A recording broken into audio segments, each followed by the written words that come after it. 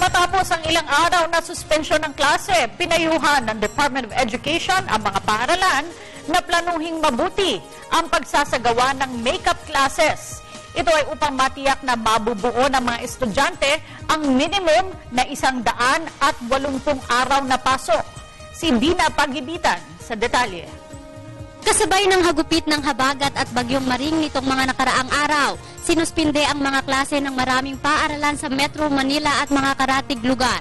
Nanawagan ngayon ng Department of Education sa mga school official na planuhin na ang makeup classes ng mga estudyante.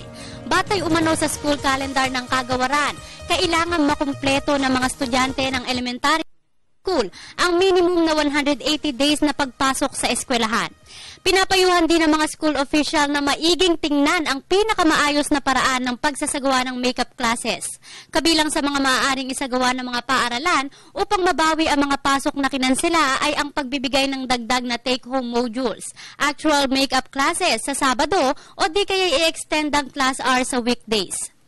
Samantala, sariling desisyon na ng mga pribadong paaralan kung paano nila makukumpleto ang itinakdang school days matapos ang ilang araw na suspensyon ng klase. Kabilang sa 200 days na nakasaad sa annual calendar ng DepEd, ang 20 days sakaling makansela ang klase dahil sa mga natural na kalamidad. Gayunman kung hindi nawasak ng hagupit ng kalamidad, marami sa mga eskwelahan ay nagsisilbing evacuation centers ng maraming nasalanta.